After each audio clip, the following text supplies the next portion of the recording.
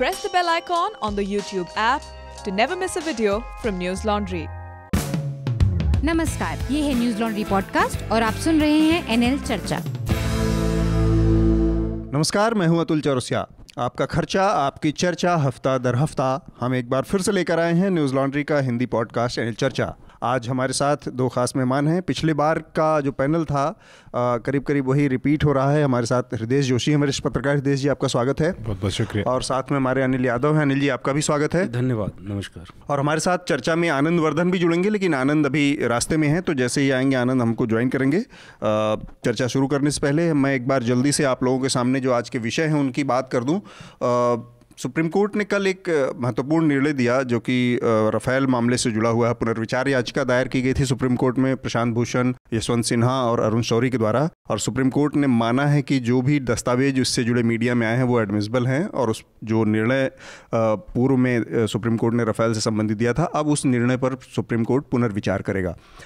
इसके अलावा एक और मामला सामने आया है इमरान खान का, जो कि पाकिस्तान के प्रधानमंत्री हैं। उन्होंने एक बयान दिया है कि नरेंद्र मोदी के चुनाव जीतने की स्थिति में जो भारत और पाकिस्तान के संबंध हैं उनमें प्रगति की संभावना ज़्यादा है।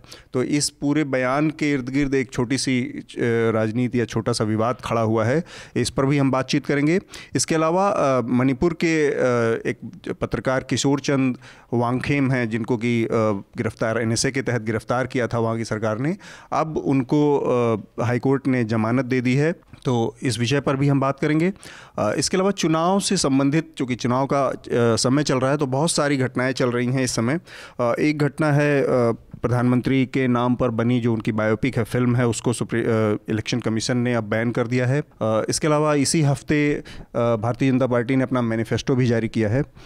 इन तमाम विषयों पर हम बात करेंगे। मेरे ख्याल से सबसे पहले राफेल वाला जो मुद्दा है, राफेल के मामले में 14 दिसंबर को पिछले साल 2018 में सुप्रीम कोर्ट ने ये निर्णय दिया था कि इसमें कोई गलत चीज़ें उसको देखने में नहीं आई हैं उसके संज्ञान में, और सुप्रीम कोर्ट का ये कहना था कि चूंकि ये राष्ट्रीय सुरक्षा से जुड़ा मसला है, इसलिए इसमें इसके बाद कोई और बातचीत नहीं होगी, और राफेल की जो डील है वो ठीक ठाक है। इसको लेकर वरिष्ठ जो अधिवक्ता है प्रशांत भूषण और यशवंत सिन्हा और पत्रकार हैं अरुण शौरी, इन तीन लोगों ने एक पुनर्विचार याचिका दाखिल की थी, और इनकी याचिका जो थी उसका आधार कुछ दस्तावेज थे, और बाद में वो दस्तावेज द हिंदू अखबार में भी प्रकाशित हुए। द हिंदू की जो रिपोर्टिंग थी उसमें ये सामने आई थी बात कि किस तरह से प्रधानमंत्री जो कार्यालय है हमारा, वो जो लेन देन की बातचीत चल रही थी उसमें डिफेंस मिनिस्ट्री की जो टीम थी उसके अलावा अलग से एक बातचीत की प्रक्रिया शुरू कर रही थी, जिसमें डिफेंस सेक्रेटरी ने एक लेटर लिखा था और इस पर अपनी आपत्ति जताई थी, जिस पर विवाद हुआ। और इसके बाद जो अदालत में सरकार की दलील थी कि ये चूंकि चोरी के दस्तावेज हैं इसलिए इसे ऑफिशियल सीक्रेट एक्ट का उल्लंघन मानकर इस पर कार्रवाई की जाए और इसको एडमिसिबल ना माना जाए, पर कोर्ट ने इसको माना है और कि ये एडमिसिबल है। एक और इंटरेस्टिंग चीज़ कोर्ट ने अपने ऑब्जर्वेशन में रखी है, उसके साथ कोर्ट ने जिक्र किया पेंटागन पेपर्स का, जो कि वियतनाम वॉर से जुड़े थे, और उसमें जो अमेरिकी सुप्रीम कोर्ट ने फैसला दिया था, उन्होंने किसी भी तरह का बैन लगाने से इनकार किया था वॉशिंगटन पोस्ट की रिपोर्ट पर उस समय। तो ये जो चीज़ हुई है ये बहुत एक लिहाज से महत्वपूर्ण है। तो हृदय, मैं आपसे जानना चाह रहा था इसमें कि अब राफेल मामले को किस तरफ जाता हुआ देखते हैं आप? जो राहुल गांधी लगातार आरोप लगा रहे थे उस दिशा में बात आगे और बढ़ गई है? जी देखिए, पहले तो आपने पेंटागन पेपर्स का जिक्र किया, तो अपने दर्शकों को इसी बहाने हम ये बता दें कि इस पर जो हाल में एक फ़िल्म आई थी और बहुत ही बेहतरीन फिल्म है, द पोस्ट उसका नाम है, उसमें यही जिक्र है, यही फिल्म को, इस मामले को बहुत अच्छे से दर्शाया गया है कि किस तरह से एक अखबार के संपादक ने पोजीशन ली और उसको अखबार के प्रोप्राइटर ने संपादक के साथ पोजीशन ली और उस स्थिति में उन चीज़ों को छापा था जिनको छापने पर व्हाइट हाउस का बहुत उसके खिलाफ दबाव था। दूसरी बात ये समझने की है कि यहाँ पर एक तो प्रोसीजर का मामला इन्वॉल्व है, जो आपने कहा कि जिस तरह से हिंदू में खबर छपी थी कि क्या बाईपास किया गया और प्रधानमंत्री कार्यालय का दखल था उस कमेटी के साथ जो पूरी डील को देख रही थी। लेकिन अभी दूसरा मामला पॉलिटिकल परसेप्शन का हो गया है, जो राहुल गांधी का कल का बयान है जो आज अखबारों में प्रकाशित भी हुआ है, जिस तरह से उन्होंने कहा है कि सुप्रीम कोर्ट के इस जो सुप्रीम कोर्ट ने कल कहा है उसके बाद ये साफ हो गया है कि चौकीदार ही चोर है। तो इस वक्त कांग्रेस जो है उसको, जहां एक और उन्होंने अपने मैनिफेस्टो के ज़रिए कोशिश की थी एक सोशल प्लेटफॉर्म पे अपने आप को ऊपर दिखाने की, तो प्रॉपर्टी के मामले में एक बयानबाजी बिल्डअप करने में उनको मदद मिलेगी, वो कितना उस पर कैपिटलाइज करते हैं। क्योंकि कल आपने देखा कांग्रेस के बड़े बड़े नेता इस मामले में डिफेंड करने के लिए इसी बात में आए कि सोशल मीडिया से लेकर जगह जगह ये बात चलने लगी थी कि क्या वास्तव में घोटाला हुआ, क्या वास्तव में गड़बड़ी हुई। इस बात को लेकर काफ़ी तेज़ी से चीज़ें सर्कुलेट होने लगी थी। तो उसी की वजह जो से हमारे श्रोता हैं उनको ये बात एक साफ कर दें हम कि जो निर्णय था उस पर पुनर्विचार का फैसला किया है सुप्रीम कोर्ट ने 14 दिसंबर वाले फैसले में। अब इसमें आगे जब जांच की बाकी प्रक्रियाएं पूरी होंगी तब जांच का आदेश देगा इस पूरे डील में सुप्रीम कोर्ट या नहीं, ये अभी बाकी है होना।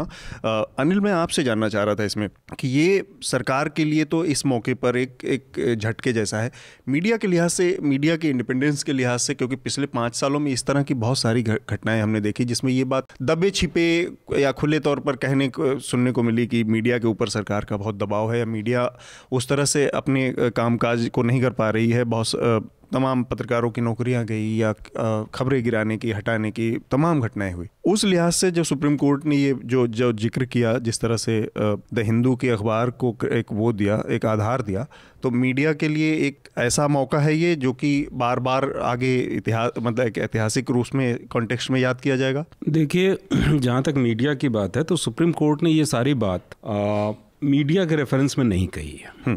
मीडिया ने पेंटागन पेपर्स की जो उन्होंने बात उठाई है वो उन्होंने एक डेमोक्रेसी में एक्सप्रेशन की बात उठाई है। वरना भारत में खासतौर से पिछले 3-4 सालों के दौरान जिस तरह से मीडिया को गैग किया गया है, उसके रेवेन्यू मॉडल को ध्वस्त करके कुछ चैनलों को मजबूर किया गया, कुछ के संपादकों को वो चूँकि सरकार के अनुकूल नहीं थे इसलिए उनको हटा दिया गया, कुछ के मालिकों को धमका करके दोबारा वो संपादक कहीं गया तो उसके मालिकों को धमका के उसको निकलवा दिया गया। तो ये सब सुप्रीम कोर्ट के सामने है, ये जो कुछ मीडिया में चल रहा है। तो सुप्रीम कोर्ट अगर सचमुच मीडिया की स्वतंत्रता का इतना बड़ा पक्षधर होता तो सुओ मोटो भी कॉग्निजेंस ले सकता था, क्योंकि जो मीडिया है उसे फोर्थ स्टेट आप कहते हैं, आपके डेमोक्रेसी का बहुत इंपॉर्टेंट इंटीग्रल पार्ट है। लेकिन सुप्रीम कोर्ट की चिंता ये नहीं है। दूसरी बात ये है कि जो मीडिया ऑर्गेनाइजेशंस हैं वो भी इस हालत में नहीं हैं कि अगर सुप्रीम कोर्ट अगर कोई पॉजिटिव बात मीडिया के लिए कहता है तो उसका वो बेनिफिट ले सकें, उसको आगे ले जा सकें। ज़्यादातर जो मीडिया ऑर्गेनाइजेशंस हैं वो बिना नाखून और दांत वाली संस्थाओं में बदल गए हैं।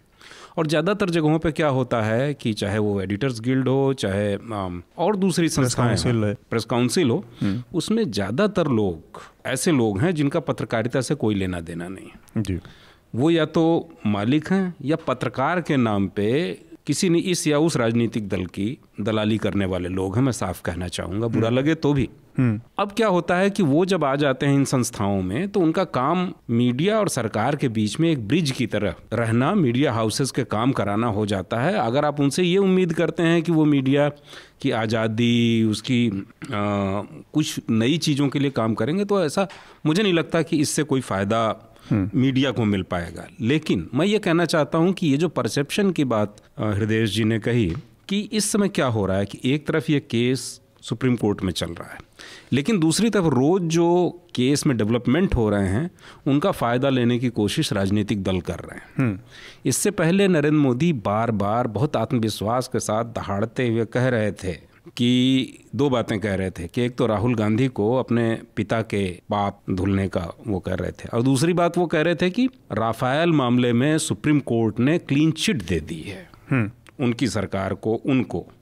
यही बात अलग अलग भंगिमा में काफ़ी मतलब अभिनय के साथ, एक दबंग औरत के अभिनय के साथ उनकी रक्षा मंत्री निर्मला सीतारमण भी कह रही थी। लेकिन अब वो ये नहीं कह पाएंगे कि उनको क्लीन चिट दे दी गई है, क्योंकि वो मान लिया गया है कि वो जो जिन पेपर्स को आप चोरी का पहले बताया आपने, फिर फोटो स्टेट बताया आपने, उनको अगर वो लिया जाएगा, एडमिसिबल मान लिया गया है उनको, अगर उनके आधार पर सुनवाई होगी तो जिन पेपर्स को छिपाया जा रहा है, अगर सुप्रीम कोर्ट ने सचमुच मुस्तैदी से काम किया तो ये सारे पेपर सरकार को देने पड़ेंगे और इस मामले का सच सामने आएगा। लेकिन अभी तो मुझे लगता है कि कांग्रेस को राजनीतिक बढ़त इससे मिलने वाली है। बस मैं अनिल की बात में एक बात जरूर जोड़ना चाहता हूँ उसी को आगे बढ़ाते हुए कि जो मीडिया का कवरेज है, अभी तो हिंदू की कवरेज से हमें लग रहा है कि कुछ ऐसा नया परिवर्तन आया, लेकिन सच में यह है कि अगर राफेल की कवरेज देखनी है तो फिर आपको फ्रांस के अखबारों को पढ़ना ज़्यादा ज़रूरी है। वहाँ पर ज़्यादा तैयारी, क्या उनकी सरकार बदनाम नहीं होती उससे अगर गड़बड़ है तो मतलब मीडिया में जिस तरह से वहाँ उन्होंने किया, और बहुत ही उस पहली जो बड़ी तूफान आया वो उन्हीं के वो एक वेबसाइट पे आया। हाँ, वो एक वेबसाइट पे खबर ब्रेक हुई थी। तो वो है। और दूसरा, सुप्रीम कोर्ट का जो पिछला फैसला आया था उसकी भी काफ़ी विवेचना हो चुकी है, और उसमें साफ तौर पे ये था कि जजेस को जो जानकारियां दी गई और जिस तरह से कहा गया कि सीवीसी इस मामले को देख चुकी है, और जबकि वो मामला अभी उसके विचाराधीन है, तो ये चीज़ें बहुत हैं कि जो बहुत सारे सवाल इसमें हैं। तो इसमें गड़बड़ी हुई है नहीं हुई है तो बहुत की बात है, लेकिन अभी तक जो सुप्रीम कोर्ट के भीतर भी हुआ है उस पर भी बात भरोसा नहीं होता ना। मतलब ये भरोसा पैदा करने वाली जो चीज़ें हैं वो नहीं होती। ये इसी से जुड़ी एक दिलचस्प बातचीत 2-3 हफ्ते पहले हुई थी, और फिर आज वो उसी तरह की स्थिति आ गई है कि हृदय ने जो कहा कि फ्रांस के मीडिया को पढ़ना चाहिए। ये जो हमारे यहाँ इंटरनेशनल मीडिया का जो एक्सपोजर वाला है, हम लोगों ने इस पर डिस्कशन किया था कि किस तरह से जो देसी भाषाएं हैं, जो क्षेत्रीय भाषाएं हैं, उनमें तो लगभग ना के ही बराबर है कि फ्रांस की मीडिया में अगर ये इतनी बड़ी चीज़ चल रही है हमारे यहाँ, तो हमारे जो हिंदी का हमारा जो पाठक है या दर्शक है उसके पास इस बात का कोई स्रोत नहीं है कि अंग्रेज़ी मीडिया का फिर भी उतना एक्सपोजर है कि अंग्रेज़ी पढ़ने लिखने समझने वाला एक बार को समझ सकता है कि वहाँ पे चीज़ें किस तरह से चल रही हैं। इंटरनेट हिंदी पर निर्भर पाठक को ये चीज़ें, हिंदी का मीडिया कतई, एक तो मीडिया उपलब्ध नहीं कराता ये वो। इस पर हम लोगों ने एक इंटरेस्टिंग बिल्कुल एक बार हमने बहस भी की थी कि कैसे हिंदी का मीडिया अपने पाठकों को लगातार आधी अधूरी और मतलब जो बहुत ज़रूरी जानकारियाँ हैं उसके लिए भी जागरूक नहीं कर पाता, वो भी नहीं पहुँचा पाता है। मैं इसके राजनीतिक उस पर बात कर रहा हूँ क्योंकि बार बार लगातार कोशिश की गई कांग्रेस की तरफ से कि राफेल एक मुद्दा बने, और बीच में सुप्रीम कोर्ट का वो दिसंबर वाला निर्णय आ गया जो कि एक मेजर ब्लो रहा। बिना जांच के ही एक तरह से इसको ख़त्म करने की बात हुई उस समय।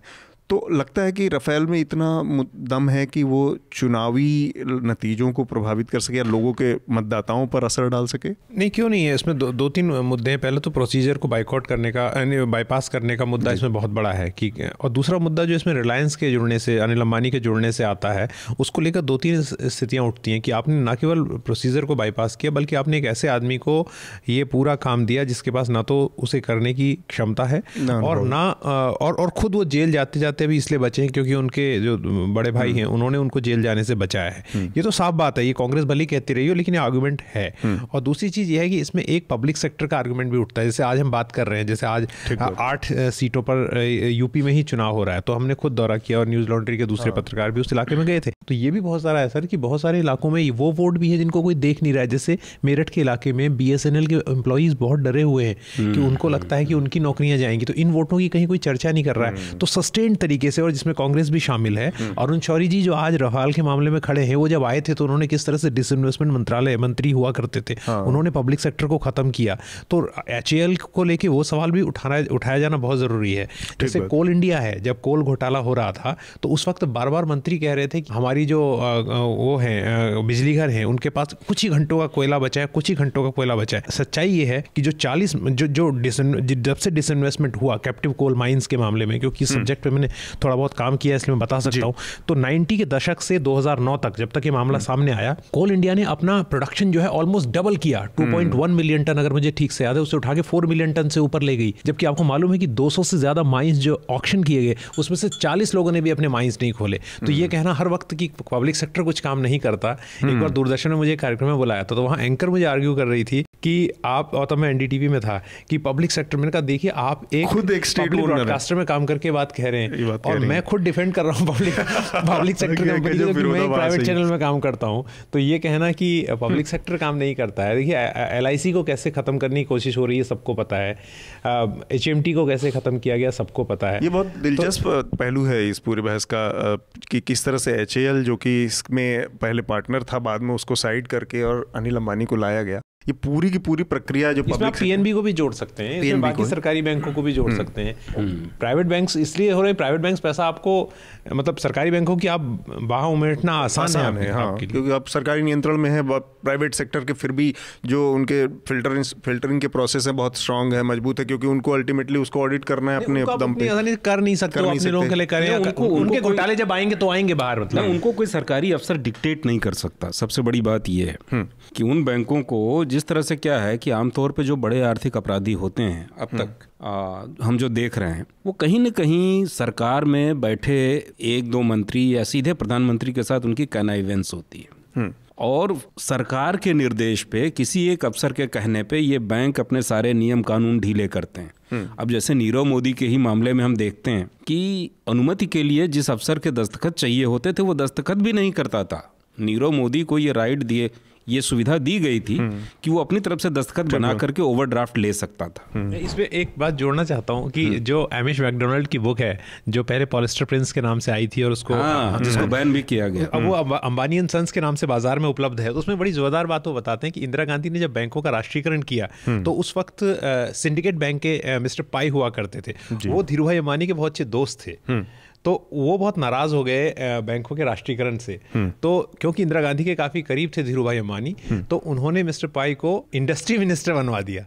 अब इससे आगे मैं कुछ नहीं कहूँगा। अगर मेरा दोस्त जो है, मैं अपने पॉलिटिकल एक्सेस का इस्तेमाल करके उसे इंडस्ट्री मिनिस्टर बनाता हूँ, मैं खुद इंडस्ट्रियलिस्ट हूँ, तो उसके बाद क्या होता होगा। तो वो ये भी लिखते हैं कि जब एक बड़े राजनेता का नाम है क्योंकि उसमें ऑन रिकॉर्ड है, तो आप उसमें जाके पढ़ सकते हैं। वो कहते हैं जब वो आते थे गुजरात से या बॉम्बे से दिल्ली आते थे, तो अपने ब्रीफकेस में रिलायंस की जो उस वक्त का कपड़ा है वो लेके आते थे और यहाँ दिखाया जाता था लोगों को कि ऐसा कपड़ा रिलायंस बनाता है। तो मतलब ऐसा नहीं कि आज के दौर में हो रहा है, विभत्स तरीके से हो रहा है, और मीडिया ज़्यादा विशाल विस्तृत है तो दिखाई दे रहा है। अच्छा, आप ये जो कह रहे हैं, हम लोग थोड़ा मूल विषय से किनारे जा रहे थे कि राफेल मुद्दा बन सकता है कि नहीं बन सकता है। हाँ, चुनावी असर के लिहाज से तो हम लोग देख चुके हैं। अभी कुछ दिन पहले एक नारा था मिस्टर क्लीन लाया नकली तोप मशीन।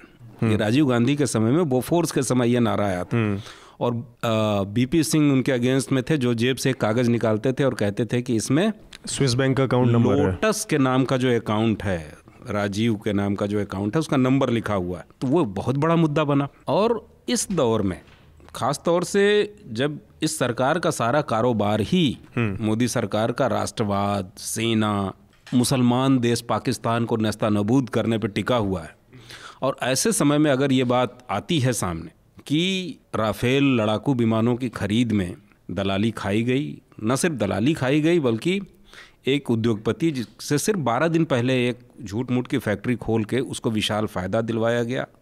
न सिर्फ फ़ायदा दिलवाया गया, ये जो सरकार के अफसर थे उन रिकमेंडेशंस को दरकिनार करके HAL जैसी कंपनी को, सरकारी कंपनी को बाईपास करके किया गया। तो निश्चित तौर पे नरेंद्र मोदी और भाजपा की देशभक्ति पे सवाल उठेंगे और ये बड़ा मुद्दा बनेगा। लेकिन अब तक भाजपा की सफलता ये है कि उसने इसको मेजर मुद्दा बनने से रोके रखा है। इसमें मीडिया का भी एक भूमिका है, एक हद तक, जो कि बहुत सारी चीज़ों में कॉम्प्रोमाइज़ दिखता है। आपने जिक्र किया कि बहुत जो सबसे दुश्मन देश पाकिस्तान, उसी पर हम अगली अपनी चर्चा की ओर बढ़ते हैं, जो कि इमरान खान ने बयान दिया, पाकिस्तान के प्रधानमंत्री ने, कि उनकी नज़र में जो भारत पाकिस्तान के रिश्ते हैं उसके सुधरने की संभावना तभी है जब नरेंद्र मोदी अगला ये चुनाव जीत जाएं और फिर से वापस आएँ। उन्होंने कुछ विदेशी पत्रकारों से बातचीत के दौरान ये बात की, और उस बातचीत का एक ये पहलू था कि जो भी अगर कांग्रेस जीत कर आती है तो वो इतना प्रेशर में रहेगी या इतना डरी हुई रहेगी राइट विंग उससे कि वो कोई इनिशिएटिव पाकिस्तान के मामले में लेने से डरेगी। इसलिए वो उनका एक आकलन था कि शायद मोदी का आना इस दिशा में, हालांकि अभी तक का जो मोदी का रिकॉर्ड रहा वो सबसे बदतर रहा है। मुझे लगता है कि उस दौर में जो लड़ाई और झगड़े का दौर छोड़ दिया जाए तो पाकिस्तान से संबंधों के मामले में नरेंद्र मोदी ने बहुत ही कोई उम्मीद ऐसी नहीं लगाई है। घुसपैठ भी ज्यादा हुई है, सेना के जवान भी ज्यादा मारे गए हैं, सिविलियन भी ज्यादा मारे गए हैं, फ्लिप फ्लॉप भी रहा है, मतलब कि ऐसा नहीं कि हमेशा ही हार्ड लाइन एक तरह से नहीं रहा कभी, कोई उसमें एक रूपता नहीं दिखी। एक बार आप पहुंच गए सीधे लाहौर उनसे नवाज शरीफ से मिलने, अगले बार आप फिर पठानकोट होता है तो ISI को बुला के दिखाते हैं पूरे ठिकानों। ये तो अद्भुत था कि ISI को बुला करके पठानकोट में जांच करवाई गई। तो उस पर जो ये विवाद हो रहा है अब, कि जो कहा जा रहा है कि ये इनके रिश्ते हैं, या ये एक संबंधों की बात करता है कि नरेंद्र मोदी की बैटिंग इमरान खान क्यों कर रहे हैं, इसको लेकर ये मतलब एक पॉलिटिकल क्लास की पूरी मैच्योरिटी दर्शाता है? मुझे ऐसा लगता है कि इमरान खान कहीं एक बहुत मैच्योर डिप्लोमेट पॉलिटिशियन की तरह तरह जो है एक्ट कर रहे हैं। ये इसको इस तरह से समझिए कि जैसे एक दृश्य भारतीय राजनीति में लोगों को बहुत याद आता है कि कोई एक मंच है, उसमें नरेंद्र मोदी खड़े हुए हैं और एक मुसलमान उनको टोपी पहनाने की कोशिश करता है और नरेंद्र मोदी मना कर देते हैं। तो ये नरेंद्र मोदी की सीमा है। यहीं वो साफ तौर से बताते हैं कि मुसलमानों के लिए, जो भारत की आबादी का और एशिया की आबादी का बहुत बड़ा हिस्सा है, मेरे मन में नफरत है। मैं उनके साथ कोई बौनहामी, कोई मेल मिलाप स्वीकार नहीं कर सकता। और बीजेपी के नेता तो यहाँ तक कहने पे जाते हैं कि मुसलमान हमारे लिए अछूत है, उसका वोट हमको नहीं चाहिए। अभी कल ही अमित शाह ने भाषण दिया है कहीं, कवि अमित शाह ने निजाम का उन्होंने फुल फॉर्म बताया कि हमने निजाम से आपको मुक्ति दिलाई। एन से नसीमुद्दीन सिद्दीकी, ए से आजम खां, एम से मुख्तार अंसारी, तुकबंदी की उन्होंने।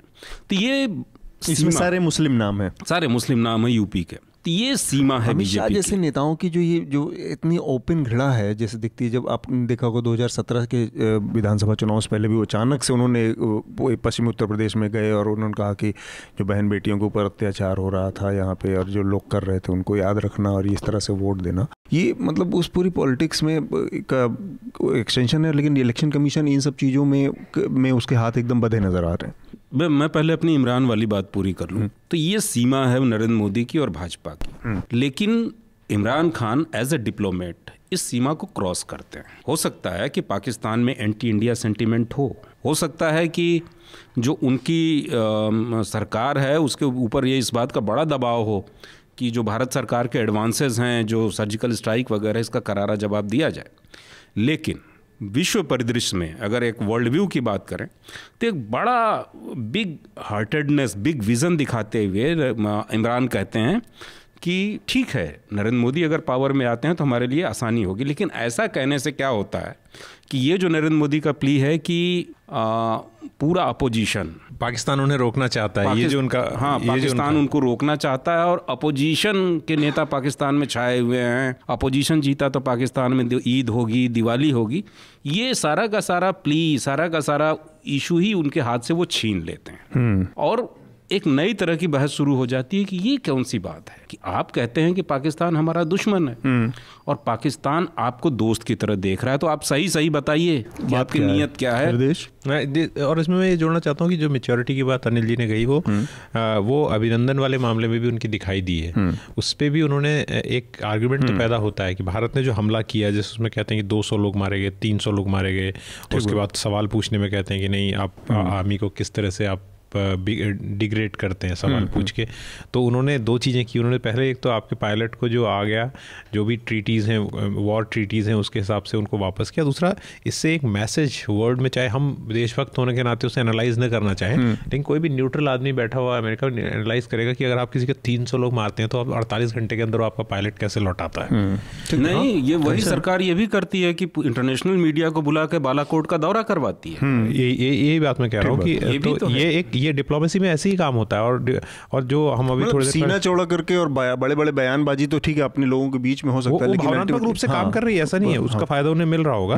लेकिन अगर आप एक जो आदमी थोड़ा सा समझदारी से अगर सोचेगा तो उसे इन सवालों के जवाब ढूंढने पड़ेंगे। और एक मैच्योर देश के रूप में इंटरनेशनल कम्युनिटी में आपकी जो पूरी पोजीशन है वो कहीं ना कहीं तो कंप्रोमाइज हो रही है। इसका फायदा पॉलिटिकली आपको भले यहाँ डिविडेंड उसका फायदा मिल रहा हो, लेकिन वो एक और चीज़ है कि इन्हीं नरेंद्र मोदी इसी तरह की एक घटना को जोड़ के देखना ज़्यादा होगा। जब गुजरात का चुनाव चल रहा था विधानसभा वाला पिछला, तो आप लोग, मुझे याद है कि इन्होंने एक बैठी हुई आवाज़ में, क्योंकि चिल्ला के इनका गला बैठ गया था, बैठी हुई आवाज़ में इन्होंने कहा कि वहाँ का पूर्व विदेश मंत्री आया था, महमूद कसूरी की जो बुक लॉन्च हुई थी, और मणिशंकर अय्यर ने एक पार्टी दी थी, मनमोहन सिंह को आमंत्रित थे उस पार्टी में, और इन्होंने कहा कि प्रधानमंत्री, कांग्रेस का पूर्व प्रधानमंत्री मिल के भारत के खिलाफ साजिश रच रहा है। तो एक कर्टसी मुलाकात को ये लोग खुद नरेंद्र मोदी इस तरह का रंग दे देते हैं और पूरा का पूरा विपक्ष, उसकी कोई स्क्रूटनी कभी नहीं होती, वो कह के निकल जाओ आप कुछ चरित्र हनन एक प्रधानमंत्री दूसरे प्रधानमंत्री का करके पूरी तरह से एक तरह से कैरेक्टर को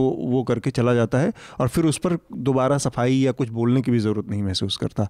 मेरे ख्याल से इस पर बाद में पार्लियामेंट में भी काफ़ी हंगामा हुआ था, ऐसा कहा गया था। और अरुण जेटली ने, खुद प्रधानमंत्री ने नहीं किया, अरुण जेटली ने माफ़ी मांगी थी जाके कि ऐसा हुआ। तो उसके बाद भी ये विपक्ष इस मामले में इतना मैच्योर है कि उसने इस चीज़ को जोड़ा नहीं, या ऐसा किया लोगों ने कि नरेंद्र मोदी के इनके साथ संबंध है। नहीं, इमरान खान ने जो बयान दिया उसके बाद से नरेंद्र मोदी जो कुछ चिल्ला रहे हैं कि पाकिस्तान में ईद होगी, दिवाली होगी, वो खुद ही जनता की नज़र में संदिग्ध हो गए कि यार क्या बात क्या है, कि ये कह रहे हैं कि पाकिस्तान चाहता है हमको हराना, भाजपा को हराना। अब पाकिस्तान का प्रधानमंत्री कह रहा है कि इनके साथ रहने से हम ज़्यादा कंफर्टेबल हैं, ज़्यादा आसानी से बातचीत। हिंदुस्तान पाकिस्तान के संबंधों में एक बड़ी दिलचस्प चीज़ है, लेकिन पॉलिटिक्स के लिहाज से इसका बड़ा असर होता है जनता के बीच में। जिस तरह की छवि दोनों देशों ने बनाई है एक दूसरे की, मुझे याद है वो फातिमा भुट्टो ने जो किताब लिखी थी अपने बाप पिता के ऊपर, मुर्तजा भुट्टो के ऊपर, तो उसमें एक पूरा जिक्र आता है चैप्टर की, जब याहिया खान ने जेल में डाल दिया जुल्फ़िकार अली भुट्टो को, तो ये मिलने गया था। उसके बाद वो एक विद्रोही, मुर्तजा भुट्टो एक विद्रोही पूरा मूवमेंट चला रहे थे विदेश में भाग के अलग अलग, तो मुर्तजा वहाँ पे जुल्फ़िकार ने मुर्तजा को जो बात कही वो बहुत इंटरेस्टिंग बात है दोनों देशों के कॉन्टेक्स्ट में, कि ईरान चले जाना, सऊदी अरब चले जाना, यहाँ जहाँ से भी तुम वो भागने की स्थिति में, कभी भी हिंदुस्तान, उसमें उन लोगों ने, मुर्तजा भुट्टो ने बाद में अपने मूवमेंट में एक हवाई जहाज हाईजैक कर लिया था और ये सब फिर उनके ऊपर देशद्रोह के आरोप चले और फिर फांसी वासी हुई जो भी जुल्फ़िकार को। उसने कहा था कि कहीं भी जाना लेकिन हिंदुस्तान मत जाना, हिंदुस्तान के किसी नेता से संपर्क भी मत करना। तो ये दोनों देशों के बीच के संबंधों की स्थिति है कि जैसे ही आप, भारत का कोई नेता पाकिस्तान से या पाकिस्तान का कोई नेता भारत से इस तरह की चीज़ें या कोई कर्टसी भी संबंध रखता है, तो अचानक से उसकी पूरी अपनी राजनीति डीलेजिटिमाइज हो जाती है, अवैध हो जाती है ना। लेकिन ये उस दौर की बात है जब सेना बहुत प्रभावशाली थी और पाकिस्तान का अकेला एजेंडा भारत से नफरत करना हुआ करता था ना। लेकिन सेना तो अभी भी वहाँ प्रभावशाली है। लेकिन ये आप ये देखिए ना कि कम से कम इमरान खान जो करंट प्राइम मिनिस्टर हैं वो खुलेआम कह रहे हैं कि हमारे यहाँ जितने भी तरह की मिलिशिया है, नागरिक हथियारबंद संगठन है, उनको हम ख़त्म करना चाह रहे हैं और भारत से संबंध सुधारना चाह रहे हैं, जिसमें अब सेना का पूरा सपोर्ट हमको हासिल है। तो मुझे लग रहा है कि वहाँ काफ़ी कुछ बदला है, वरना ये बात कहना कि सेना का सारा सपोर्ट हमको हासिल है और सेना चुप रहे, ये संभव नहीं था, क्योंकि इससे पहले सेना वहाँ के प्राइम मिनिस्टर्स को कठपुतली की तरह चलाती रही है। हृदेश, आपका क्या मुझे अभी इस बात में अगर ऐसा है जैसा कह रहे हैं, तो मुझे अभी थोड़ा शक है, क्योंकि बहुत लंबा जो इतिहास रहा है वो इतनी जल्दी विश्वास करने के लिए, ये पहला फीलर हो सकता है। हाँ। लेकिन इसको विश्वास करने थोड़ा टाइम चाहिए। हाँ। और कई बार क्या होता है कि घटनाएं अचानक से चीज़ों को बदलती हैं, कोई और एक घटना किसी रूप में आई और फिर पूरा पोजीशनिंग पाकिस्तान की चेंज भी हो सकती है। अभी जो दिख रही है वो अगले घटना के बाद बनी रहेगी, इस पर भी थोड़ा। लेकिन हम अपने को, हम पाकिस्तान की जो बात हम उस पर नजर रख सकते हैं, लेकिन मूल बात तो है कि भारत कैसे आगे बढ़ेगा, तो भारत में बदलाव कैसा होगा। जिस तरह से आज हम सेना को कर रहे हैं और ये कह रहे हैं कि पहला वोट आप अपनी जिंदगी का दीजिए, वो सेना को आप ना केवल अपमानित कर रहे हैं, बल्कि सेना में भी कुछ ऐसे एलिमेंट हो सकते हैं महत्वाकांक्षी और उनको आप आगे बढ़ा रहे हैं। तो क्या हम ये चाहते हैं कि हम भी एक किस दिन मिलिट्री नेशन बने? अगर चाहते हैं तो ये बातें करना ठीक है। इस तरह की जिस तरह की बढ़ावा है, ये किसी भी तरह का अगर कोई महत्वाकांक्षी आदमी जो इस बात को सूंघ ले कि पॉलिटिकल क्लास ही इस तरह से लेजिटिमाइज कर रहा है, तो उसमें कभी भी इस तरह की परिस्थिति हिंदुस्तान में क्या मतलब चौथे पांचवें चरण के बाद जाके हमारे नेता जो हैं वो फौज की ड्रेस पहन के रैलियों में जाएंगे कि मतलब अब ऐसी स्थिति होगी क्या? क्योंकि डेमोक्रेसी में सेना एक डेमोक्रेसी का हिस्सा है, मतलब गवर्नेंस तो वही चुनी हुई सरकार, उसका कैबिनेट करेगा और उसमें सुप्रीम कोर्ट भी होगा जो उस पर नजर रखेगा, उसमें और संस्थाएं भी होंगी, चुनाव आयोग, डेमोक्रेटिक संस्थाएं होंगी। लेकिन ये अच्छा याद दिलाया हृदेश ने, मैं इस पर भी एक संक्षिप्त टिप्पणी हम सब चाहनी चाहिए कि जो प्रधानमंत्री ने कहा कि पहले बार अगर आप वोट दे रहे हैं तो पुलवामा के शहीदों को दीजिए और यहाँ के एयर स्ट्राइक को बात है, मतलब एक तरह से घृणा प्रेरित करती है आपके भीतर से। कोई प्राइम मिनिस्टर खड़े होकर कह रहा है जो लोग जिनका खून बह चुका है, क्या उनके नाम पे वोट मांगेंगे? मतलब बहुत सिंपल सी चीज है कि सफलता और असफलता, दो चीजों, वोट मांगने का पैमाना सफलता होना चाहिए।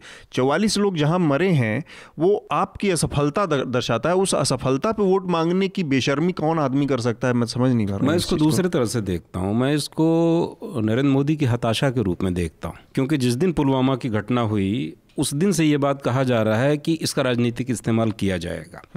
इसके नाम पे वोट मांगे जाएंगे, शहीदों की लाशों के नाम पे। और शहीदों के घर वाले, जो मारे गए जवान, उनके घर वाले कह रहे हैं, लगातार कह रहे हैं कि ये जो मौतें हुई हैं, जो लोग मारे गए हैं पुलवामा में या उसके बाद, इन मौतों का राजनीतिकरण न किया जाए, इनके नाम पे वोट न मांगे जाएं। इतनी सारी आलोचना के बाद भी अगर प्रधानमंत्री वही करते हैं जिसके लिए लगातार विपक्षी पार्टियां, नागरिक और उन शहीदों के परिवार वाले मना कर रहे हैं कि ऐसा मत करना, मत करना, मत करना, तो मुझे लगता है कि ये बुरी तरह से घिर गए हैं और ये इनकी हताशा को दिखाता है। और कोई रास्ता नहीं है, इसलिए वो कर रहे हैं। और अनिल जी, मैं तो ये भी कहूँगा कि विपक्ष को भी इस मामले में कटघरे में खड़ा करना चाहिए कि आप इतने चिंतित हैं वोटों के लिए कि जैसे राहुल गांधी जनेऊ पहन के घूमते हैं ना अपने को हिंदू दिखाने के लिए, वैसे आज तक विपक्ष का कोई आदमी अभी तक नहीं बोल रहा है सिर्फ वोटों की वजह से कि आप 44 लोगों की जो जाने गई हैं उनकी जांच कब होगी। मीडिया तो खैर हमने मीडिया में तो होते हुए हम लोगों ने सोच लिया कि अब कोई बड़ा कार्यक्रम नहीं करेगा। कब होगी? प्राइम मिनिस्टर अगर इतनी मोहब्बत करते हैं देश के जवानों से तो उनको पता लगाने की कोशिश तो करनी चाहिए कि इतनी बड़ी संख्या में हमारे जवान कैसे मरे, उसकी कभी जांच होगी या नहीं होगी। ठीक बात। तो हम अपनी अगली चर्चा की तरफ बढ़ते हैं, क्योंकि जो समय की सीमा है उसका ध्यान रखते हुए बस्तर के इलाके में, नकुलनार इलाके में एक बार फिर से एक नक्सली हमला हुआ जिसमें भारतीय जनता पार्टी के विधायक भीमा मंडावी की मौत हो गई। इसके अलावा 5 CRPF के जवान भी शहीद हुए हैं इस मामले में, टोटल 6 लोग। तो हृदय, चूंकि आपने उस पूरे इलाके को देखा समझा है, ये चुनाव के ठीक 2 दिन पहले इस तरह की घटना क्या कुछ मैसेज देती है? जी देखिए, इसमें 2-3 चीज़ें। एक तो भीमा मंडावी के बारे में बताऊं, 2008 में भीमा मंडावी वो शख्स थे, वहाँ ट्रायंगुलर फाइट थी और 2 नेता बड़े मेजर स्टॉलवर्ट वहाँ लड़ रहे थे। एक मनीष कुंजाम थे CPI के, जो वहाँ विधायक रह चुके थे पहले, और फिर महेंद्र कर्मा थे जिन्होंने सलवा जुड़ूम को लीड किया था बस्तर में। महेंद्र कर्मा वो व्यक्ति थे जो कांग्रेस के विपक्ष के नेता थे और उन्होंने सलवा जुड़ूम को लीड किया था। तो उनकी लड़ाई की वजह से महेंद्र कर्मा का मैं प्रचार करता था, 60-70 गनमैन उनके आगे पीछे चलते थे और वो हर जगह यही कहते थे, मैं पूछता था ट्रांसलेशन में लोगों से, वहाँ गोंडी में बात करते थे और कहते थे कि नक्सलियों से हाथ मिला मतलब कि CPI जो है उनके साथ हो गई है, जबकि पहले वो कभी CPI में रह चुके थे। वो इसलिए कि मनीष कुंजाम अंदर जाते थे, आपको याद है जब एक IAS ऑफिसर को विनील उठा लिया था, तो भी ये इन्होंने मनीष कुंजाम ने बीच बचाव किया था। लेकिन अभी वापस आता हूँ मैं इस बात में कि उसमें भीमा मंडावी से जब मैं मिला था, मुझे लगता भी नहीं था, एक दुबला पतला सा आदमी जिनकी आवाज़ में कोई दम नहीं है और वो भैया भैया करके बात करते थे, वो इस चुनाव को जीत जाएगा। उन दोनों की लड़ाई में भीमा मंडावी जीत गए, उसके बाद तो फिर री-इलेक्ट हुए। लेकिन अभी जो है भीमा मंडावी जो आ रहे थे, तो उसमें सीधी सी बात है कि उन्होंने जो SOP जो है, जो कि क्योंकि वहाँ सुरक्षा तो मिलती है प्रत्याशियों को और वो मात्र एक MLA थे, तो उन्होंने, ये हर बार कहा जाता है, पुलिस कहती है कि हमने कहा था ऐसा यहाँ से मत जाइए, वो अलग चीज़ है, परंतु एक बाजार में रुक गए और एक MLA थे, दूसरी बार चुने गए, तो वो एक बहुत SOP का उल्लंघन था, क्योंकि सबको मालूम है और मुझे नहीं लगता किसी ने सोच के किया होगा, क्योंकि वहाँ लैंडमाइन ऑलरेडी सेट है, ID लगाया हुआ है, जो भी विस्फोटक लगाए हुए हैं, तो उनके किसी संगम लेवल के आदमी व्यक्ति ने देखा और विस्फोट कर दिया, क्योंकि वो उनकी हिट लिस्ट में रहे। ठीक है, तो ये एक तरह से मैं बार बार चूक रही उनकी अपनी, ये चूक रहती है कि आप कहीं पर रुक नहीं सकते ऐसे इलाके में और बहुत जल्दी स्विफ्टली आपको निकलना पड़ता है, खासतौर से जब आप MLA हो। तो 25 लोग, आपको याद है 25 मई को 30 लोग मारे गए थे 2013 में, वो भी वही कांग्रेस पूरा काफिला था, लीडरशिप ही खत्म हो गई थी। तो उसकी तो अभी भी जांच चल रही है, अभी वो मामला चल रहा है अदालत में। लेकिन अनिल, मैं इसको जरा दूसरे नज़रिए से देखता हूँ। मेरा अपना अनुभव है कि जिन इलाकों में माओवादी और नक्सली सक्रिय हैं, वहाँ सिर्फ ऐसा नहीं होता कि वो राज्य के खिलाफ सशक्त संघर्ष चला रहे हैं और राज्य अपने को डिफेंड कर रहा है। इस बीच में बहुत सारे तत्व ऐसे होते हैं, असली माओवादी भी होते हैं, नकली माओवादी भी होते हैं, वसूली वाले गिरोह भी होते हैं, और जो माओवादी असली अपने को कहते हैं वो भी तरह तरह से संचालित होते हैं। जैसे झारखंड वाले इलाके में नक्सली जिन नेताओं, जिस जनतांत्रिक प्रणाली की वो मुखालफत करते हैं, उन्हीं नेताओं को बूथ कैप्चरिंग करके चुनाव जिताने का काम करते हैं, हराने का काम करते हैं। नहीं, चुनाव जिताने हराने का बात अनिल जी बिल्कुल ठीक कह रहे हैं कि नक्सलियों की जो अपील है बस्तर के इलाके में कि आप वोट न डालें, वो किसको फायदा करती है आप बताइए? शहर के वोट किसको जाते हैं? वो तो वोट डाल रहे हैं, गांव के वोट किसको जाएंगे? आप उनके वोट क्यों नहीं डालने दे रहे हो? तो ये एक बड़ी बात है। और नक्सली भी तेंदुपत्ता ट्रेडर्स के साथ मिलकर उनसे पैसा लेके, नहीं मैं उस बात को आपकी मान रहा हूँ, मैं तो सिर्फ ये कहा कि SOP का जो, क्योंकि वहां पर जो, लेकिन हाँ झारखंड और छत्तीसगढ़ में एक अंतर है मोटे तौर पर, 90% तो नहीं, इलेक्ट्रोमीटर लगा के नहीं दे सकते, लेकिन लार्जली जो छत्तीसगढ़ में है वो मोटिवेटेड कार्डर है और वो लोग वास्तव में जो एक पार्टी लाइन है उसको फॉलो कर रहे हैं। झारखंड में क्योंकि पुलिस ने ये रणनीति अपनाई है, वहाँ सफल नहीं हो पाई छत्तीसगढ़। पुलिस ने बहुत सारे ग्रुप्स पैदा भी किए हैं आपस में एक दूसरे के साथ पिच करने के लिए, जो छत्तीसगढ़ में अभी कामयाब नहीं हुई है पुलिस। अब करना चाहती है। देखिए बहुत सारे कारण होते हैं। कभी कभी ऐसा भी होता है कि ये चुनाव चल रहा है और इसमें कोई एक ऐसा आदमी है जिसकी हत्या से बहुत सारी जगहों पे समीकरण बदल सकते हैं। तो इस तरह की हत्याएं माओवादी भी अंजाम देते हैं, माओवादियों के भेष में दूसरे भी देते हैं।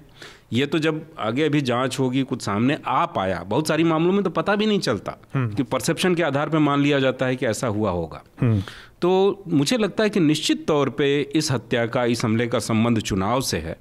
ठीक क्या है ये तो जांच के बाद ही सामने आएगा। जैसे एक चीज देखी हमने कि गढ़चिरौली में भी फिर एक घटना कल हुई आईडी ब्लास्ट की, आज सुबह भी एक घटना फिर छत्तीसगढ़ में ही हुई। तो ये क्या मतलब इलेक्शन से पहले एक तो होता है कि भाई अपने इलाके को बचाने का, अपने गढ़ को बचाने का के लिए एक असर्ट करने की वाली बात होती है, या फिर ये हताशा वाली चीज़ें हैं कि अब जब डेमोक्रेसी का एक सबसे बड़ा सिंबल जो चुनाव हो रहा है वो हो रहा है, तब ऐसे समय पर इस तरह की लगातार घटनाएं करके अपने को स्थापित करने या अपनी उपस्थिति दर्ज कराने की बात है। और ये उनके लिए बहुत बड़ी बात होती है। जैसे मानो कि कोई बड़ा नेता यहाँ से जाता है तो उस वक्त फायरिंग करना और ये करना, एक तो जैसा अनिल ने कहा वो कई बार स्टेट की ओर से मैनेज भी होता है। जैसे मानो कोई जांच टीम गई तो फायरिंग वायरिंग करवा दी ताकि वो अंदर जाके आदिवासियों के साथ क्या हो रहा है, गड़बड़ियां ज्यादतियां हो रही हैं, अरे सर बहुत प्रॉब्लम है, यहाँ से आप निकल जाइए। जो फिल्म अभी हाल में आई थी उसमें भी ये दिखाने की कोशिश की। सबसे अधिक करप्शन के मामलों में ऐसे ही हुआ, उन्होंने न्यूटन फिल्म में दिखाया है इसको। दूसरा माओवादियों की नजर से देखें तो उनके लिए पब्लिसिटी के लिए बहुत बड़ी बात होती है कि अभी बस्तर के भीतर 1 लाख फोर्सेस हैं, ट्रूप्स 1 लाख हैं वहां पर बस्तर के इलाके में। उस वक्त आपने अगर एक किसी विधायक को मार डाला, की आबादी कितनी है टोटल अभी ऑफ एंड मुझे मालूम नहीं, 1 लाख स्क्वायर किलोमीटर का वो इलाका है, हाँ ठीक है, लेकिन उसमें बहुत सारा इलाका बिल्कुल जंगल है, ठीक है, लेकिन उसमें 1 लाख फोर्सेस का होना जो है, मैं कांकेर से जोड़ रहा हूँ, कांकेर और बस्तर और बीजापुर, ये 3 जो है, दंतेवाड़ा सुकमा जिसका हिस्सा है, इन इलाकों में लाख फोर्सेस होने के बावजूद अगर एक विधायक को मार दिया है तो ये बात जो अनिल जी ने कही वो बात बिल्कुल है कि वो ऐसे नहीं हो सकता कि हवा में हो गई बात, तो उसको देखने की ज़रूरत है, लेकिन जाँच होती नहीं है कभी इन मामलों की। ठीक बात है। ये मतलब इस तरह के आपने बताया 2013 की घटना थी जिसमें कांग्रेस का एक तरह से पूरा टॉप लीडरशिप मारे गए थे, हाईवे पे मारे गए, विदेशी वेबसाइट्स की खबर बन गई थी ना, आश्चर्य हो रहा था कि हाईवे पे 30 पॉलिटिकल एक्टिविस्ट मार कैसे दिए। और उसके बाद उसकी भी जांच हैदराबाद और दंतेवाड़ा को जोड़ने वाला हाईवे है वो, जगदलपुर को। ठीक बात। हम अपने अगले विषय की तरफ बढ़ते हैं जो कि मेरे ख्याल से 2 चीज़ें हुई हैं। एक तो लालकृष्ण आडवाणी ने बहुत दिनों बाद 2014 के बाद एक ब्लॉग लिखा है और दूसरा भारतीय जनता पार्टी का मैनिफेस्टो आया है। तो संक्षिप्त में एक बार लालकृष्ण आडवाणी के ब्लॉग पे बात करना ठीक रहेगा या फिर हम अपने अगले विषय की तरफ बढ़ें? नहीं, आप चाहें तो उन पर बात कर सकते हैं। आडवाणी ने लिखना पढ़ना बंद कर दिया था, किसी को नहीं पता था, उन्होंने मार्गदर्शक मंडल में उनको डाल दिया गया था, लेकिन किसी को नहीं पता 2014 के बाद उनके राजनीतिक विचार तमाम विषयों पर क्या है। अचानक से वो भारतीय जनता पार्टी का जो स्थापना दिवस है 6 अप्रैल बीता अभी, उस पर उन्होंने एक बयान लिखा, एक छोटा सा, कि हमारी संस्कृति ये नहीं है कि जो हमारे राजनीतिक विरोधी हैं हम उनको देशद्रोही या देश के खिलाफ उनको गद्दार या इस तरह कहें।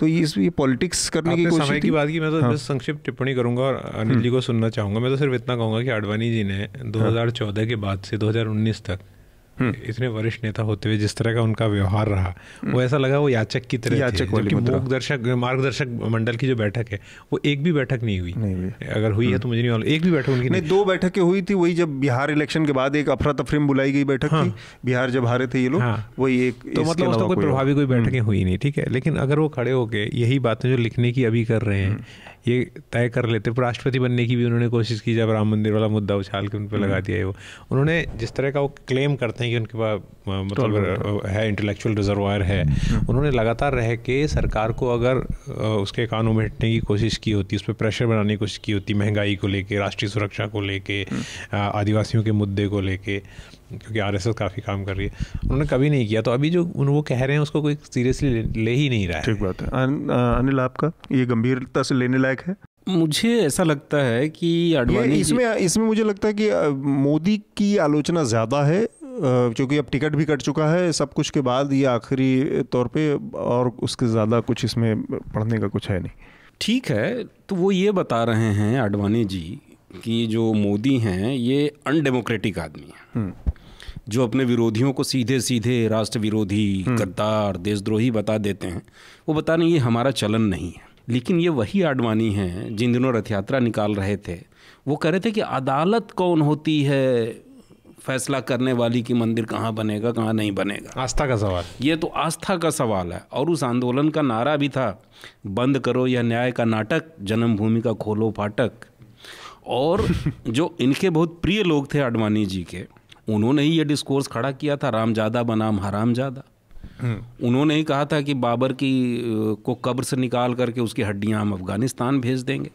तो ये जिस चीज़ की नसीहत बाबर की तो ऐसे ही अफगानिस्तान में समाधि है, बाबर की हिंदुस्तान में ही नहीं है। नहीं पता रहा होगा। उमा भारती ये कहा करती थी और रितंभरा कहा करती थी। जब मोदी जी कहते हैं सिकंदर बिहार तक आ गया था, सिकंदर बिहार तक आ गया था। ये उमा भारती भी कहती थी और रितंभरा भी कहती थी। चूंकि मैंने मंदिर आंदोलन कवर किया है लंबे समय तक, इसलिए मैं जानता हूँ। तो ये जिस डेमोक्रेटिक टेम्परामेंट की बात आडवाणी आज इनको याद आ रहा है मोदी जी के सामने लाचार होने के बाद, इससे अनडेमोक्रेटिक बिहेवियर वो खुद कर चुके हैं। और मुझे नहीं लगता कि वो नसीहत देने की कोई मोरल पोजीशन उनके पास बची नहीं है। ठीक बात। हम अपने अगले, जो कि हमारा आखिरी विषय है, इस बार घोषणा पत्र बीजेपी का आया है। ये घोषणा पत्र है ही नहीं, इसको वो संकल्प पत्र संकल्प, अच्छा, भारतीय जनता पार्टी उसको संकल्प पत्र कहती है। पिछली बार उन्होंने लंबा चौड़ा कंसल्टेशन किया अमित शाह ने कहा है, तो ये कहते हैं जन के मन की बात, ऐसे कुछ है इसका। जन के मन की बात कविता करने में तो बीजेपी उस्ताद है। पिछली बार इन्होंने कहा था विजन डॉक्यूमेंट, इस बार वो संकल्प पत्र, इस बार संकल्प पत्र। यात्रा भी संकल्प यात्रा थी जो पहली हुई मोदी जी ने, नहीं जो रैली हुई थी पहले नीतीश कुमार जी की। तो इसमें मतलब एक दो चीज़ों के इर्द गिर्द ही बात होनी चाहिए। एक तो पूरे उसका फोकस जो है वो राष्ट्रीय सुरक्षा और राष्ट्रवाद के इर्द गिर्द पूरा घोषणा पत्र रचा गया है। और जॉब की बात जो है, जो सबसे ज़्यादा इस पूरे उसमें रहा, वो कहीं मतलब एकदम से भूल गई पार्टी। किसानों के लिए काफ़ी चीज़ें उसने जिक्र है कि किसानों के लिए क्या करना है, जिसमें वो 6000 सालाना वाली योजना का भी जिक्र है, ये सब है। मेरे दिमाग में एक चीज़ आ रही है जो कि मैं जानना चाह रहा था, वो ये कि राष्ट्रीय सुरक्षा और राष्ट्रवाद, ये दो चीज़ ऐसी है। बेसिकली घोषणा पत्र का मंतव्य ये होता है कि डिलीवरेबल्स क्या हैं, कि हम ये दे देंगे, ये दे देंगे, ये कर देंगे 5 साल में, ये हमारे टारगेट्स हैं। अच्छा, राष्ट्रवाद और राष्ट्रीय सुरक्षा ऐसी चीज़ें, या तो हम उसमें तय कर दें कि हर दिन हम 10 आतंकवादियों के सिर काट के लाएंगे, 5 पाकिस्तानी सैनिकों के को करेंगे, 3 उनका वो बैंकर गिराएंगे, ध्वस्त करेंगे, 5 मिसाइल छोड़ेंगे टाइप। तो कुछ तो इस तरह के डिलीवरेबल। राष्ट्रीय सुरक्षा ऐसा इतने वेग टर्म में घोषणा पत्र का आने का मतलब, जो शुरुआत में ने कहा कि ये घोषणा पत्र नहीं संकल्प पत्र है, तो ये संकल्प ही हो सकता है, घोषणा पत्र तो डिलीवरेबल्स की बात होती है। नहीं, और संकल्प और जो अटरिंग्स हैं, जो बोल रहे हैं, संकल्प और जो आपकी वाणी है, उसमें मिसमैच इतना ज़्यादा है कि घोषणा पत्र आप कह रहे हो लोगों से बातचीत करके बनाया, लेकिन जब लोगों के बीच में बोलने जा रहे हैं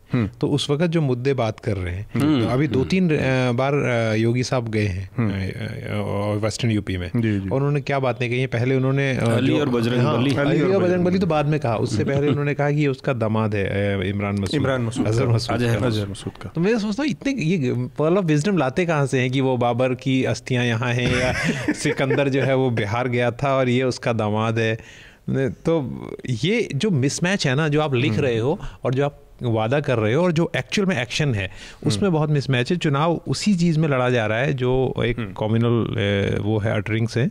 और जॉब्स को लेकर जो पूरी तरह से, क्योंकि इनका सबसे बड़ा ऐसा तो नहीं कि एक थॉट प्रोसेस से आया है कि एक जो पश्चिगामी सोच होती है, एक बार सोच लिया आपने कि पिछली बार हमने 2 करोड़ का वादा कर दिया था और पूरी 5 साल ये लोग पीछे ही पड़े रहे, कहाँ है 2 करोड़, कहाँ है 2 करोड़। तो नहीं, वो अभी कहते हैं हमने कभी कहा नहीं 2 करोड़ है। कई टीवी चैनल ने तो फैक्ट चेक किया और कहा कि मोदी जी ने कभी नहीं कहा था कि 2 करोड़ जॉब देंगे। उन्होंने कहा था, मोदी का ये बयान है, नहीं, उन्होंने मोदी का ये बयान निकाल के दिखाया है। मैं आपको इसलिए बता रहा हूँ कि किस तरह से प्रचार माध्यम चल रहे हैं। उन्होंने मोदी का ये बयान निकाल के दिखाते हैं कि कांग्रेस ने कहा था कि 1 करोड़ जॉब हम देंगे और वो नहीं दे पाई। इन्होंने 2 करोड़ किया था, तो वो तो अब कहते ही नहीं है इस बात। और अभी जो कांग्रेस ने कहा है कि हम 30 मार्च तक, 31 मार्च 2020 तक इतने जॉब देंगे। ये जॉब हैं जो 20 लाख इसके और 4 लाख सरकारी पड़े, वो सारे को उसके मुकाबले बीजेपी को वास्तव में कहना तो चाहिए था कि हाँ, मतलब एक चीज़ है कि इतने रेडिकल घोषणा पत्र के बाद कांग्रेस के ये एक उम्मीद थी कि कुछ एक नैतिक दबाव होगा भारतीय जनता पार्टी के पास कुछ अच्छा करने का, कुछ मतलब लोक लुभावन करने का। लेकिन रोजगार जैसे मुद्दे को लेकर, जिसको लेकर इतनी खिल्ली उड़ चुकी है कि पकौड़ा योजना से लेकर और तमाम चीज़ों को, और ऑटो चलाने वाले को प्रधानमंत्री रोजगार बताते रहे हैं, ऐसे मौके पर प्रधानमंत्री मतलब पूरा घोषणा पत्र की चुप्पी साध जाना, ऐसा लगता है कि पार्टी कहीं ना कहीं एकदम इस मुद्दे पर हाथ खड़ा कर चुकी है। कोई घोषणा पत्र की सारी चीज़ें पूरी तो नहीं होती हैं, लेकिन वहाँ पे जिक्र भी ना करना मतलब एक डर दिखाता है। मुझको ऐसा लगता है, मुझे गडकरी की एक बात याद आती है कि गडकरी ने महाराष्ट्र में एक इंटरव्यू में कुछ दिन पहले कहा था कि पिछले चुनाव में 2014 के लोकसभा चुनाव में हम लोग बिल्कुल मुतमईन थे कि पावर में हम नहीं आने वाले। हमसे कहा गया था कि लंबी लंबी फेंकिए, असंभव किस्म के वादे करें, तो हमने किया। 2000 करोड़ रोजगार और 15 लाख बैंक में देंगे।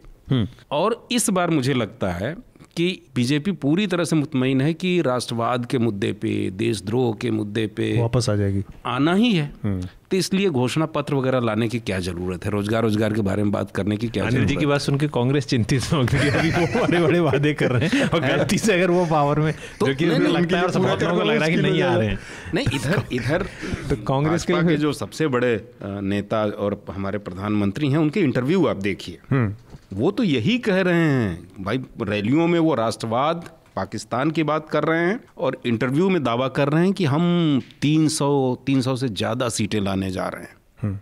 तो फिर ऐसे में किसी संकल्प घोषणा पत्र वगैरह की जरूरत क्या है? एक रस्म थी, एक औपचारिकता थी, राजनाथ सिंह के नेतृत्व में एक कमेटी बना के पूरी कर दी गई। तो ये नहीं लगता कि मुझे एक रक्षात्मक, एक डिफेंसिव भाजपा की निशानी है पूरा घोषणा पत्र? मुझे लगता है ये बहुत लापरवाह और मतलब एक कोरम पूरा कर देने वाली, फर्ज अदायगी वाली, बिल्कुल फर्ज अदायगी वाली एक कार्रवाई रही। ऐसा लगता है कि अभी चुनाव जीतने के बाद उनके पास बहुत मॉरल ये होगा, अथॉरिटी होगी कहने की, तो उन्हें लगता है चुनाव हम घोषणा पत्र में क्या लिख रहे हैं। बीजेपी को लगता है कि उनका प्रचार बहुत बढ़िया चल रहा है और वो जिस तरह से आगे कई फेजेस में होगा, तो उसमें घोषणा पत्र तक उन्हें जाने की मुझे जरूरत है। और इसके मूल में ये बात भी लगती है कि बीजेपी शायद इस बात को बहुत गहरे मानती है कि चुनाव घोषणा पत्र के बुनियाद पर न लड़े जाते हैं, न जीते जाते हैं, कोई और चीज है जिससे चुनाव लड़े जाते हैं। तो हालांकि ये बात एक हद तक सही भी है स्ट्रेटेजी के लिहाज से। मतलब जो आनंद ने इसको थोड़ा सा ओवर इंटेलेक्चुअलाइज कर दिया था पिछली बार, लेकिन वो बात बहुत सही थी कि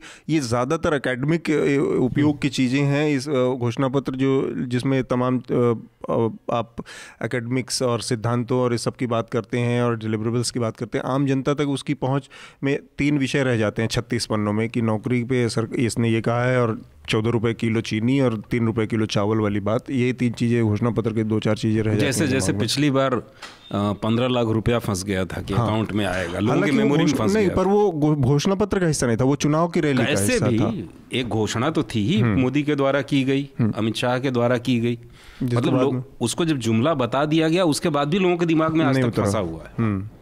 तो कुछ चीज़ें होती हैं जो फंस जाती हैं, निकाले नहीं निकालते। चलिए, तो हम मेरे ख्याल से अब समय भी समाप्त है इस चर्चा का, और हम उससे पहले अपना रिकमेंडेशन का राउंड पूरा कर लें आज की चर्चा में। अनिल जी, आपका रिकमेंडेशन क्या होगा श्रोताओं के लिए? इन दिनों मैं एक किताब पढ़ रहा हूँ, बहुत दिलचस्प किताब है। अफ्रीका के एक लेखक हैं नगुगी वा थोंगो, उनका एक उपन्यास है जिसका हिंदी में ट्रांसलेशन, बहुत अच्छा ट्रांसलेशन किया है आनंद स्वरूप वर्मा ने, खून की पंखुड़ियाँ। हाँ, तो वो उपन्यास मुझे लगता है कि भारत और अफ्रीका की जो परिस्थितियां हैं, राजनीतिक सामाजिक परिस्थितियां, वो काफ़ी मिलती जुलती हैं। वो भी अंग्रेज़ों का उपनिवेश रहा है और रंग भेद रहा है, हमारे यहाँ जैसे जाति भेद रहा है वैसे उनके यहाँ रंग भेद रहा है। तो नगुगी वा थोंगो इस बात को दिखाते हैं उस उपन्यास में कि किस तरह से रंगभेदी शासन अंग्रेज़ों का ख़त्म हुआ, तो जो वर्ग सत्ता में आया, जो काले अफ्रीकन लोग पावर में आए, वो किस तरह से उन्हें अंग्रेज़ों जैसे ही हो गए।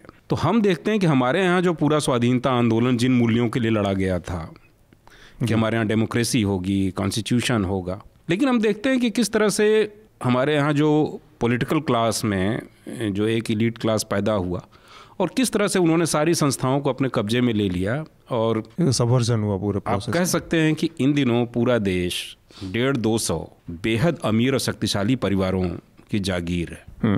यही 150-200 शक्तिशाली परिवार सारे दलों में हैं और प्रत्यक्ष अप्रत्यक्ष तरीके से सरकार किसी की भी हो, यहाँ की अर्थव्यवस्था को, यहाँ की राजनीति को, यहाँ की संस्कृति को, सब कुछ को नियंत्रित करते हैं। तो ये अफ्रीका में कैसे घटित हो रहा है, इसको समझने के लिए खून की पंखुड़ियाँ, नगुगी वा थोंगो, मैं इसकी सिफारिश करता हूँ। ठीक है। जी, आपका? मैंने सोचा था मैं बायोपिक जो है प्रधानमंत्री पे आ रही है उसको रेकमेंड करूंगा, लेकिन उससे बैन लग गया। देखिए रिकमेंड करना मुझे लग रहा है काफी अच्छी है, मैं सोचा देखूंगा उसके बाद रेकमेंड करूंगा या नहीं करूंगा, ये चांस था। मेरे पास ज़्यादा कुछ बताने को नहीं है, लेकिन एक नई तो किताब नहीं है, लेकिन अफ्रीका, इत्तफाकन मेरे दिमाग में अफ्रीका की बात आई जो मैंने हाल में बुक देखी, वो वेंगारी मथाई की बायोग्राफी थी।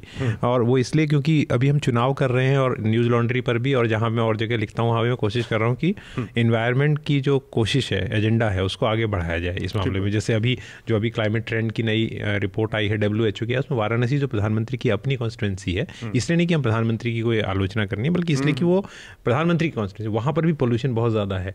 तो वेंगारी मथाई ने किस तरह से लड़ाई लड़ी और किस तरह से उन पर पूरे स्टेट का अटैक हुआ। वो ग्रीन बेल्ट मूवमेंट उन्होंने चलाया था और उन्हें 2006 में या 2004 में उन्हें नोबेल प्राइज़ मिला था उसके लिए।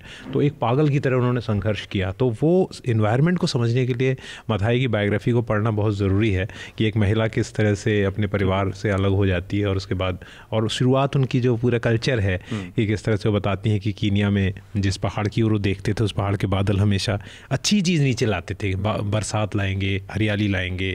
तो वो जो ऑनस्लॉट पूरा है ना, अभी चुनाव में इतना पैसा खर्च हो रहा है, तो उसके बाद और पूरा जो ऑनस्लॉट होना है, जो हमला होना है, वो नदियों, जंगल, झरनों पे होना है, जो इतने महत्वपूर्ण है कि और उसका नाम मतलब वेंगारी मथाई की उस बायोग्राफी का मैं क्या जिक्र करूँ, उनकी कई बायोग्राफी है, कोई भी उठा के अगर आदमी पढ़ ले, वन बाउट के नाम से है, लेकिन कोई भी बायोग्राफी उनकी उठा के पढ़ ले, कई है बायोग्राफी से मतलब उनकी कई आत्मकथा तो एक ही है, लेकिन कई उनकी जीवन गाथाएं भी लिखी गई।